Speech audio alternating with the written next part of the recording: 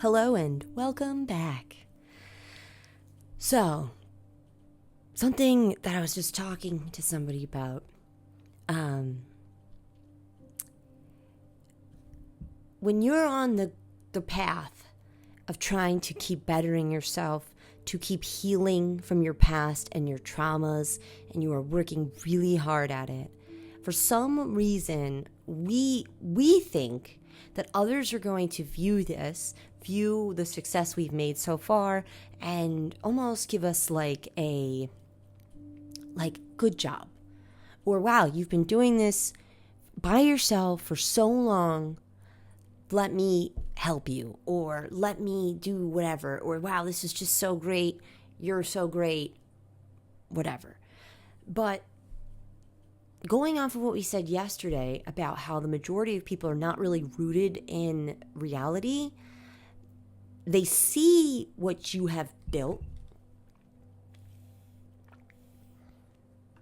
and they want it, but they don't understand or believe you about the work that it takes to get there. And people just want to be there. And they then believe that the people that are there, we're not really there yet. We're just constantly trying to get there. But they see us as these stable people, these rocks, these solid infrastructures, which is great. It's a great compliment. But we are also still on the journey. And we may be just right on that edge. And just because we have ourselves handled doesn't mean that we can even begin to conceptualize handling what you're neglecting to handle. And I was like this before, so I get it. When you look up to somebody in that way, or you just see them and their life is going well, you almost negate the idea that they're the ones who built that it's just easy for them, and that it's more complicated and harder for you than it is for them. But that's not the case. It's because you lack the tools, the self-discipline and the motivation, and the tools to gain the motivation and the self-discipline. That's the difference. It doesn't make it any easier for anyone else. This journey of life and self-mastery and the healing journey and the growth and all of that, this self-mastery, is not easy. It's not luck. It doesn't just fall into people's laps. And I used to almost feel like that, like, oh, I'm this victim, and why can't these people that seem to have it more together than why can't they help me? Because they're barely able to help themselves. They've just figured out a way to make it work for them. And I understand that now. I do. And I now get why I was left alone or walked away from. Because I wasn't recognizing the self-work that needed to be put into place for me to get out of these holes. No one can just drop down a ladder to you, because if they do, you're using their tools and their way of getting out of the hole, meaning that doesn't assimilate with your authentic nature, and you will fall back into that hole. That's not your tool. That's not your ladder. You got to learn to build your own ladder. And I used to think it was very mean or whatever, just rude, when a lot of, when I hear these things about, like, you gotta just let people be, you gotta walk away, you gotta whatever. And now I'm in that mode. And because I wasn't, and now through hard work and perseverance, I am. And then you honestly can't help them, because the only way to fully help them is for them to go through that same process. Enter my life coaching business. I want to help people reach that, but you still need to go through it yourself. I can't just give you, no one can. And And that's not selfishness or anything. It's honestly because, yes, there are universal tools that help. Yes, but you need to make your own neural pathway connections, your own recognition of what's working, what's not working. That building that self-awareness too, of recognizing your own hand in certain things and building these self-mastery skills before you even start to change your life. Because you don't even recognize why. And it's only through walking the journey with your own 2 feet that you recognize self. And you recognize cause and effect, consequence, actions, like everything. The biggest disservice we can do for each other is provide that safety net. Validation, support, encouragement, these are the valuable gifts to give. But a safety net is actually inhibiting a person from reaching their fullest and highest potential. They are now dependent on that net. So even if you're gone, they need to somehow make that net again. And they don't know how to build it because you built it. And you're doing an injustice to humanity. And that doesn't make you can still be kind. You can still be compassionate. You can still be understanding. But people need to know what the road feels like beneath their feet. Or else they just end up coveting what you have, and intentional or non-intentionally will hook their energy into your solar plexus, which is your self-discipline, your personal power, your confidence. And they will hook into that and consistently drain from that because of the coveting. And I was also thinking, like, don't know it all.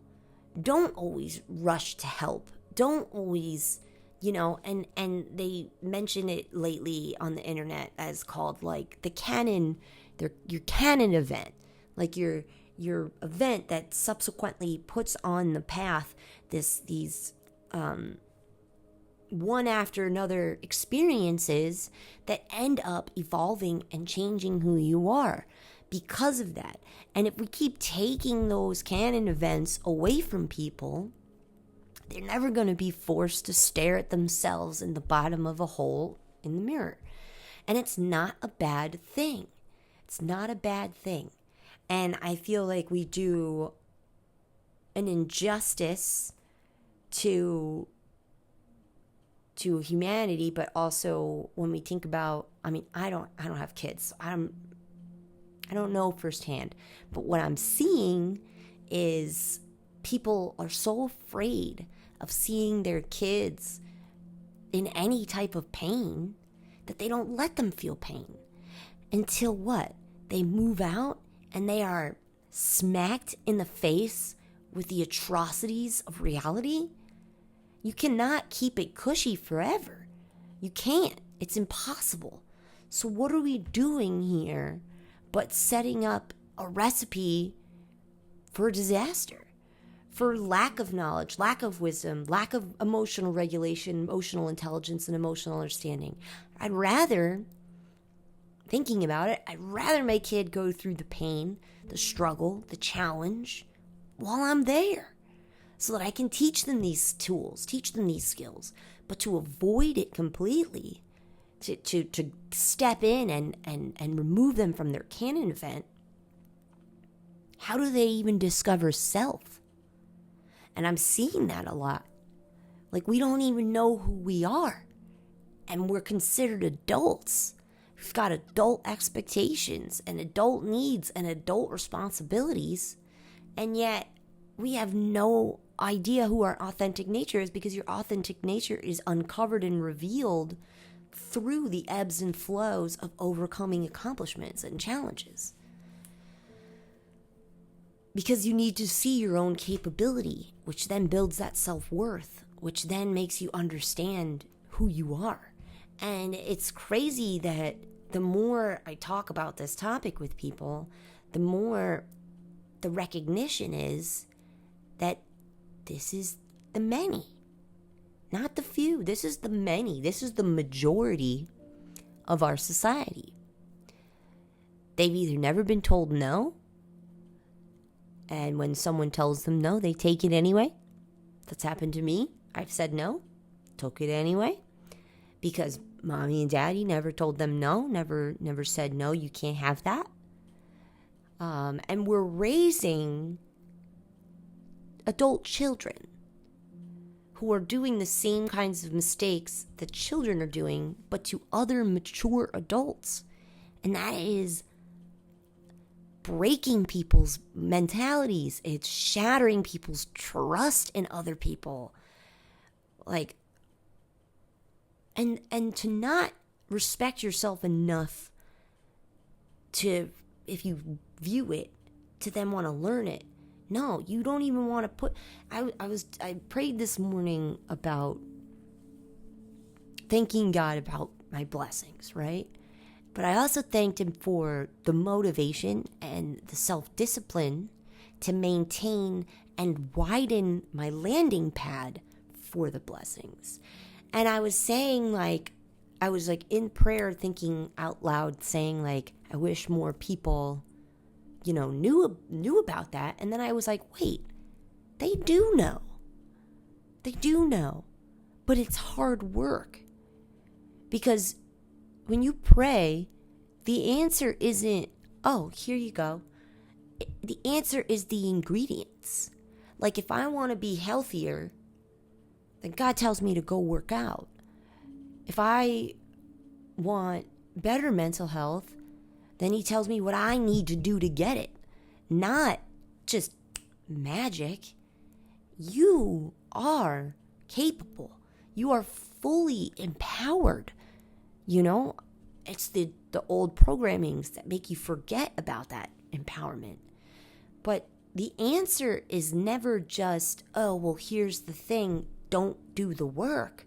The answer to your prayers is the work that you need to do to get to that blessing. And even in the Bible, it even says, prepare the highway in the desert. Of course, that story was reminiscent about something else, about grieving mothers in Jerusalem, waiting for their sons to come home from war.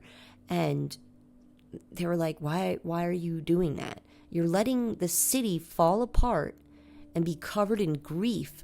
So when your sons do come home, this is what they see after all these years of fighting and battle. They come home to this, to dilapidation and sadness. Exactly. So the point is, you keep up the work. You prepare the highway in the desert to lead, which in that case to those mothers was their sons were the blessings, to lead the blessings home. But if you're not doing the work in that city, the inner work, who are you guiding? How do your blessings even know where to land? You haven't developed a lifestyle that will maintain what you're asking for. And that is the true testament to your faith, to be honest. Not even if you're religious, just your faith, let's say, in the universe and the law of attraction and abundance and things of that nature. There's never a thing that says don't do work. It says do your affirmations, retrain your brain, do this, and that. So every time you level up, that's going to look harder. That homework is going to be more challenging. It's going to be more all-encompassing. And you need to then tackle that. And that's what keeps making you stronger and stronger.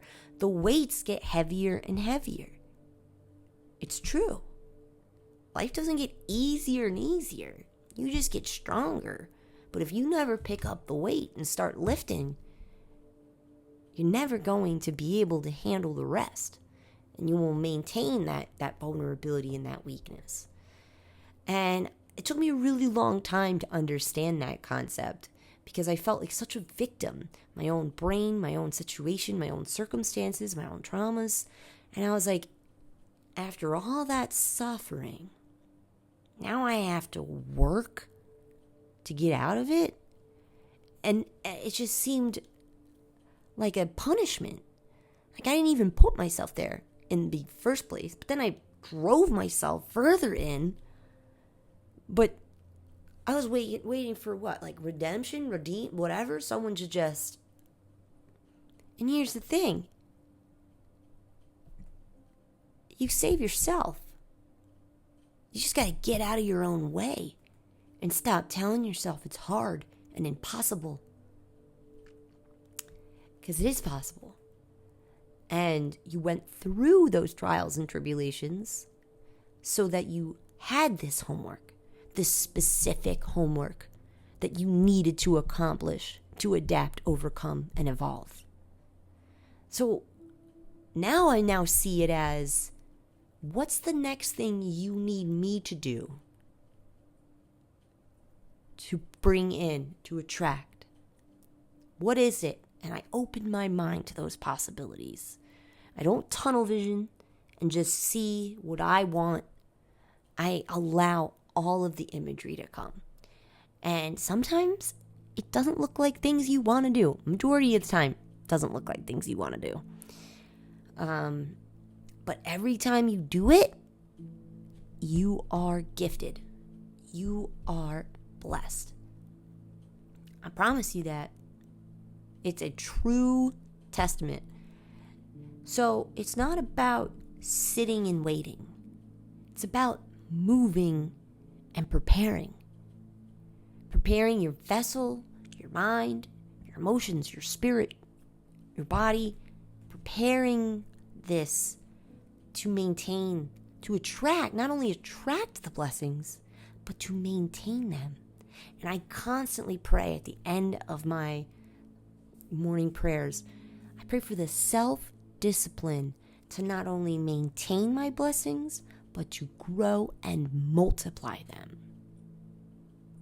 Because you cannot just be rained with blessings with no self-discipline, no wisdom, no routine, no structure. Because those blessings will go A, unnoticed, and B, they will leave your life as soon as they come in. Because you have not built a home for them to live. And I think that was the biggest game changer for me personally, when I felt like I wasn't seeing enough transformation and change in my own life. Yeah, I was doing little things here and there, but I wasn't getting at the meat. I wasn't pushing myself because I felt so vulnerable, felt so weak. I felt like such a victim. I felt like I was owed the blessings. Guess what? You are. You are. You deserve these blessings. You do. But you're not in a state of receiving. It's like God's just standing here with all of these gifts, just waiting for you to build that terrarium to house that ecosystem so that it can pour back into your life and it can symbiotically help you. But if you're not at a point to recognize, then it's not going to integrate. That's the thing. It's not going to integrate unless you're doing the conscious, intentional work. And we've talked about integration the other day, and that's literally what we're going through right now with the Schumann resonance, the Earth's heartbeat, and the energy frequency of the Earth right now is time for integration, neutralization, understanding and application of what we were just shown what we need to do for the next step. And it's going to look hard. But once you do it, you're going to realize how easy it actually was. Because when you get caught up in the flesh, in the physical, in the tangible, you lose sight of the big picture here. Don't you want to receive? So stop focusing on, I don't want to let this go. I don't want to let this go. And let it go. Because there's something bigger coming. And the more I do this practice, it's proved, it's validated.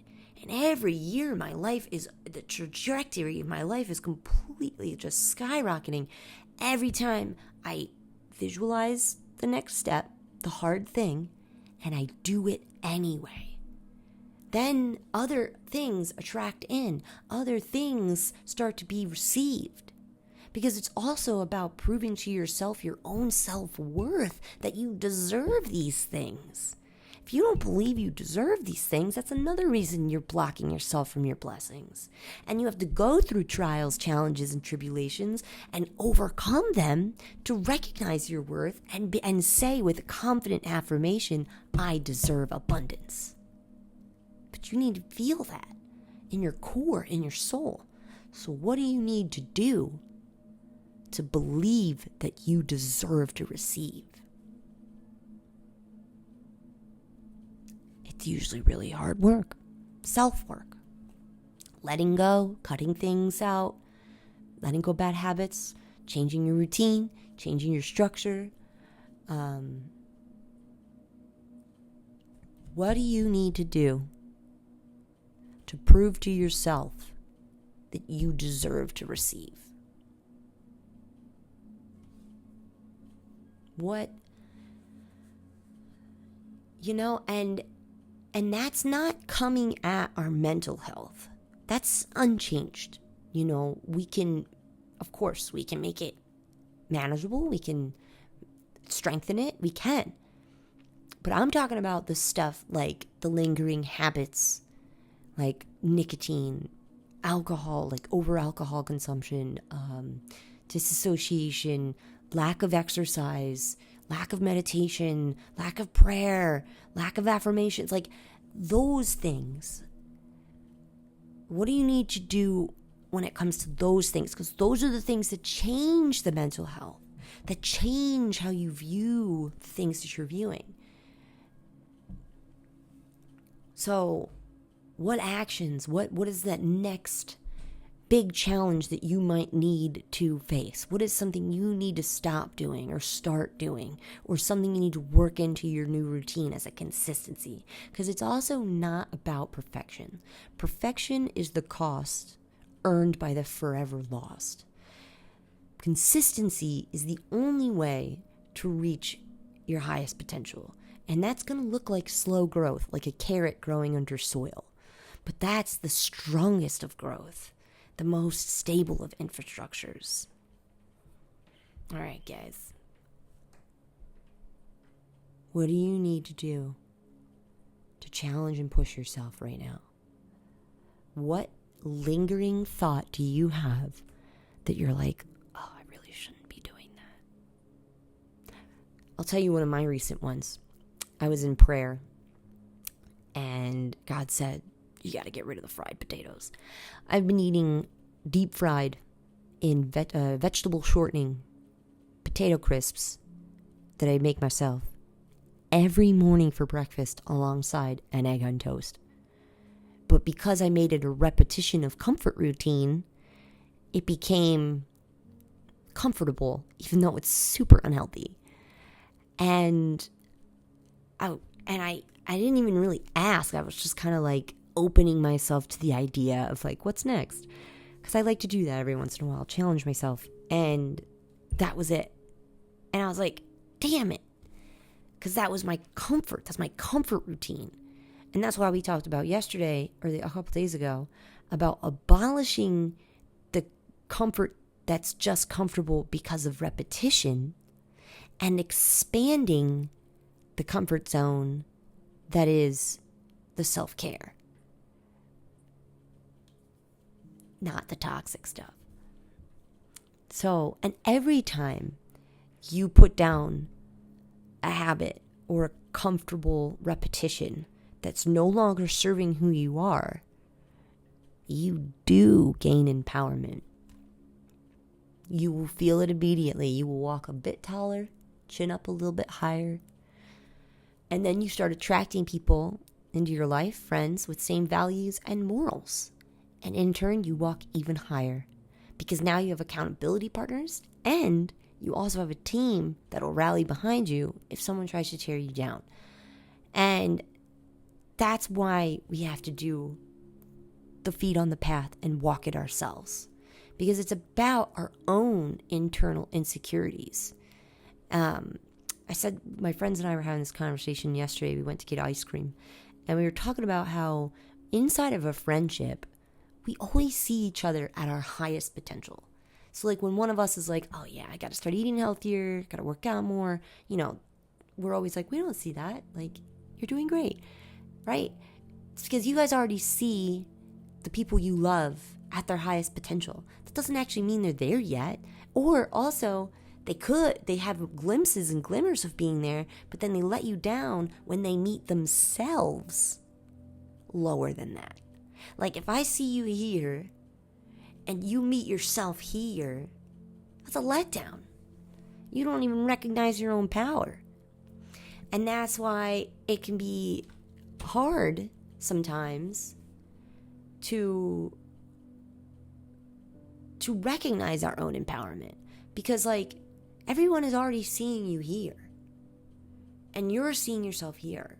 So what do you need to do to get that internal world to match that empowerment that the people who love you see you at? That accountability that you need. And that's why I feel like people let us down inside of friendships, because we see them at their fullest capacity. Like we see them as the most beautiful, radiant person that they could be. But then when they don't meet that potential, we get frustrated and annoyed. But it's not because we're mad at their actions or their words or their state of being. It's not. It's honestly because you saw the potential. And we think it's because, oh, that person said that and that hurt my feelings. No, they let you down because you thought they were better than that. That's really what it is. And it's an internal war at that point. It's not the external. It's you needing to gain that confidence and understanding and the belief, that faith in yourself. But how are you going to do that if you're not doing anything challenging or hard? If you're not taking honest looks at self and recognizing where you need change, just asking for it to go away. What do you need to do to prepare the highway in the desert for your blessings to land? Because it's the law of attraction. And if you are not vibrating at the frequency of faith in yourself, self-worth, if you got insecurities, you're vibrating at the frequency of insecure. And you're not going to bring in the blessings that align with confidence and deserving, because you yourself don't believe you deserve that. Because if you did, you'd bust your ass to get into that frequency to attract it.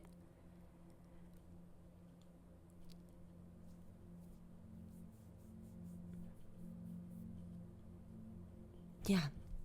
And that doesn't mean that you're not fun anymore. Like, we do fun shit all the time. We're just not frivolous. We're not ditzy. We're not, we're derpy, but we're not lack of wisdom. We're still super aware of what we're saying, how we're presenting ourselves, what we're doing. But it still can be goofy and fun. I have a feeling that that's what is stopping people from the journey of self-mastery. Is not only is it hard to change all these things and let go of all these habits and things of that nature, but it's also just it seems unattainable, I think, and it seems, I forget what I was going with that, but whatever. I feel like, right, you do deserve the blessings. You do deserve the good things. But are you prepared for them? Do you have the skills, the knowledge, the wisdom to maintain and grow what is given? And if you don't, then you're not going to receive it yet. It's interesting how much of this has to do with confidence, and not ego, but like a humbled confidence. The recognition that pain and suffering and the overcoming of such is how you do it, it creates a sturdy level of confidence where you don't need everyone to pay attention to you in the room. You don't need the attention. You're not seeking that. You're not seeking validation. No one needs to know how smart you are because it's not about that. It's just about what I need to learn and encompass and add to my tool belt for the next challenge. And when you really understand that journey, you stop seeking the attention, the validation, the spotlight in the room, because you already know. Know thyself.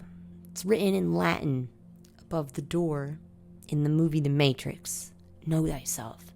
And that's what she challenged Neo, Keanu Reeves' character, challenged him to do. He came to her to seek, and she says, you already know. That's the power.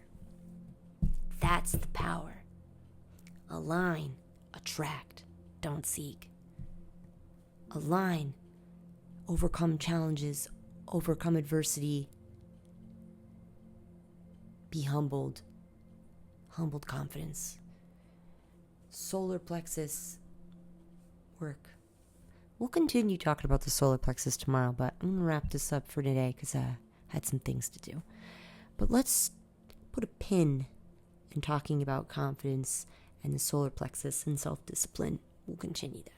Have a great day. See you later.